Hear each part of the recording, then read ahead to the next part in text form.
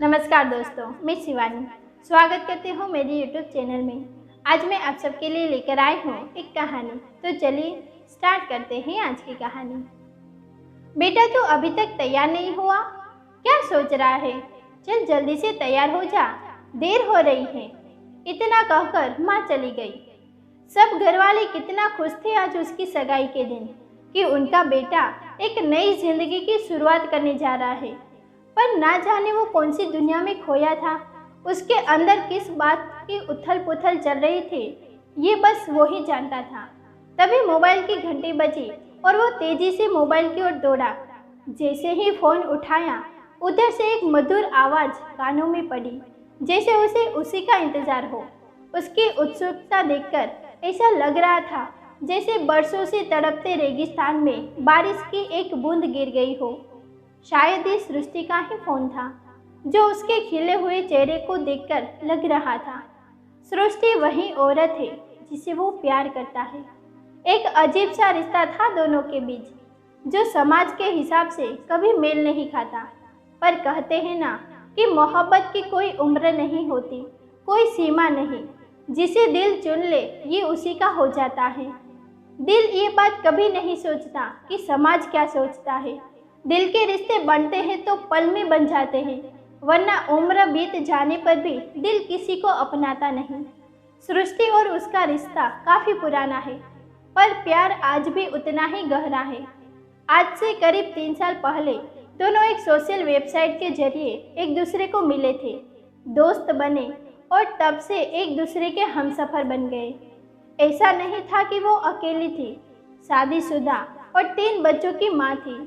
पर इंसान का अकेलापन उसके अकेले होने से भी ज़्यादा भयानक होता है। ऐसा ही अकेलापन सृष्टि की ज़िंदगी में था। कहने को तो पूरा परिवार था, पर ऐसा साथी नहीं जो उसके अकेलेपन को दूर कर सके।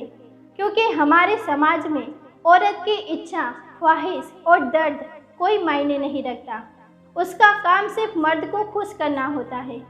प्यार, मोहब्बत औरत के लिए सिर्फ एक कहानियाँ हैं, जबकि उसकी वास्तविक जिंदगी पर किसी और का हक होता है। ऐसे ही अकेलेपन और उलझनों से भरी सृष्टि की जिंदगी थी, और राहुल की जिंदगी भी कुछ ज़्यादा अच्छी नहीं थी। एक पढ़ा लिखा और अच्छा लड़का था। राहुल पर पहले नाकाम प्यार का दर्द और बीमारी, फिर उसके बाद पिता का देहांत ने राहुल को अंदर तक तोड़ दिया था। शायद वो इंसान हंसना भी भूल गया था, पर उसकी ज़िंदगी में बाहर आई सृष्टि के आने के बाद। सृष्टि ने ही उसे फिर से मुस्कुराना और जीना सिखाया। दोनों ने शायद ये कभी नहीं सोचा था कि उनका रिश्ता इतना लंबा और गहरा हो जाएगा कि एक पल की जुदाई उन्हें रुला देगी। जब मिले अजनबी थे और फिर एक दूसरे के होते चले गए, और आज ये रिश्ता इतना आगे बढ़ गया था कि कोई भी किसी से अलग होना नहीं चाहता था। सृष्टि भी ऐसा ही साथी चाहती थी जो उसके दर्द में उसे हंसा सके, और राहुल में उसे ऐसे ही साथी की झलक मिली। सामाजिक तौर पर यह रिश्ता कोई मायने नहीं रखता, पर कभी कभी साथ फेरे खुशियों और दिल के रिश्तों का गवाह नहीं होता। दोनों ने एक दूसरे के रूप में एक ऐसे साथी को पा लिया था जो उनका हमदर्द बन सके। दोनों में कोई भी एक दूसरे से अलग होने की सोच भी नहीं सकता था। पर वो कहते हैं ना कि समय का पहिया अपनी अनवरत गति से घूमता रहता है, ये किसी के लिए रुकता नहीं। समय जो चाहे करवा दे। मोहब्बत में तो श्याम को भी राधा की जुदाई सहनी पड़ी थी, और ऐसा ही हुआ जब दोनों ने सपनों में भी नहीं सोचा था कि एक दिन आएगा जब उनको हमेशा के लिए जुदा होना पड़ेगा। और आज का दिन शायद उसका मोहब्बत का वही काला दिन था जो उनके मजबूत और गहरे रिश्तों को खा जाना चाहता था। ये केवल राहुल की सगाई का दिन नहीं, बल्कि 2 रूहों के बिछड़ने का दिन था, 2 हमसफर के अलग होने का दिन था। बातें उनके बीच रोज होती थी, पर आज दोनों की आवाज़ में अजीब सी कसमकस और दर्द था, जिसे शायद शब्दों में बयान नहीं किया जा सकता। ये पल दोनों के लिए कैसा था, शायद वही जान सकता है जिसने किसी की जुदाई के दर्द को सहा हो। दोनों में कोई भी कुछ नहीं बोल रहा था। ऐसा लग रहा था जैसे किसी तूफान के पहले का सन्नाटा हो। फिर सृष्टि ने ही शुरुआत की और मजाकिया लहजे में बोला, कैसे हो दूल्हे राजा, कैसा चल रहा है? आज तो तुम्हारी सगाई है, तैयार हो गए? पर वो जानती थी कि आज उसका मजाक भी शायद राहुल की खामोशी को तोड़ नहीं पाएगा, उसे हंसा नहीं पाएगा, क्योंकि राहुल भी ये भली भांति जानता था कि आज उसे एक साथी मिलेगा, पर वो एक साथी को हमेशा के लिए खो देगा। राहुल के मुंह से बस इतना ही निकला, सब ठीक है, तुम कैसी हो? सवाल दोनों के मन में थे, पर दोनों में से कोई भी कुछ भी नहीं बोल रहा था। दोनों को पता था कि कहीं उनके अंदर का दर्द शब्दों में ना झलक जाए, पर यह भी सच था कि शायद ये उनकी आखिरी बात है। और सृष्टि ये जानती थी कि जब तक वो राहुल को बेरुखी नहीं दिखाएगी, वो उससे दूर कभी नहीं होगा। पर वो करती भी क्या, वो खुद भी तो उसे खोना नहीं चाहती थी। उसे पता था कि आज वो फिर से अकेली हो जाएगी, शायद कभी हंस ना पाए, और उसका तो ऐसा साथी भी नहीं जिसके सीने पर सिर रख कर वो रो सके। थोड़ी देर की खामोशी के बाद सृष्टि ने हिम्मत जुटाई और बोली, देखो राहुल, हमारा रिश्ता एक अजीब सा रिश्ता है जो समाज की नज़रों में सही नहीं, और इसका जुदाई के अलावा कोई अंत नहीं। मैंने तो अपनी आधी जिंदगी गुजार ली, पर तुम्हारे सामने तुम्हारी जिंदगी पड़ी है। तुम मुझसे दूर हो जाओ, यही अच्छा है। कोई तुम्हारी झलक के लिए उम्मीद लगाए बैठी है। हमारा ये रिश्ता अब आगे नहीं बढ़ सकता। तुम्हें ये सगाई करनी ही होगी। मैं तुमसे और बात नहीं कर सकती। राहुल चुपचाप खामोशी से उसकी बातें सुन रहा था। उसकी आंखों में ऐसा लग रहा था जैसे आंसुओं का सैलाब आ जाएगा। फिर उसने कहा कि तुम मुझे भूल जाओ, एक बुरा अतीत समझकर, और एक नई जिंदगी की शुरुआत करो।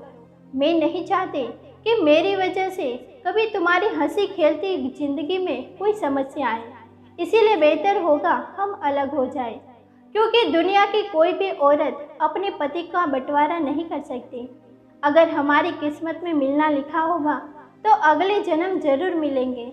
मैं दुआ करूंगी भगवान से हर जन्म में मुझे तुम्हारी ही पत्नी बनाए। तुम्हारे जैसा हमसफर नसीब वालों को मिलता है। तुम्हारे साथ बिताया हर पल हमेशा याद रहेगा। तुम्हारे जैसा प्यार हर कोई नहीं कर सकता। राहुल अब भी खामोश था। फिर उसने कहा कि तुम कुछ बोलोगे? तो राहुल ने चुप्पी तोड़ी, पर आंसुओं को रोक नहीं पाया। उसके मुंह से निकले शब्दों ने शायद सृष्टि को अंदर तक हिला दिया। क्या हम सच में अलग हो रहे हैं? क्या हम कभी नहीं मिल सकते? क्या तुम मेरी जिंदगी में कभी नहीं आओगे वापस? पर वो कहते हैं ना, औरत बहुत महान होती है। अपने दर्द को वो पल में न जाने कहाँ छुपा लेती है। माँ के रूप में इतनी कोमल बन जाती है, और जब जरूरत पड़ती है पत्थर बनने से भी नहीं घबराती। दिल तो उसका बहुत दुखी था। उसके मन की हालत शायद वही जाने, पर उसने राहुल को भी समझाना था, इसीलिए उसने अपने दर्द को अंदर ही दबा लिया। उसने कहा कि हाँ, हम अब बात नहीं कर सकते, ये हमारी आखिरी बात होगी। इतना सुनकर राहुल रोने लगा, पर सृष्टि को पता था कि अगर वो कमज़ोर हुई तो राहुल कभी भी उससे अलग नहीं होगा। और वो बोली कि तुम खुश रहो हमेशा, ज़िंदगी में तुम्हें हर खुशी मिले। आज एक नई ज़िंदगी तुम्हारे लिए बाहें फैलाई खड़ी है। दुआ करती हूँ कि आने वाली ज़िंदगी तुम्हारे लिए हर खुशी के पल लाए। अब मैं जा रही हूँ। और इतना कहकर उसने फ़ोन काट दिया। शायद इससे अधिक अब वो बोलती तो उसके अंदर का दर्द आंसुओं में झलक जाता और राहुल को पता चल जाता।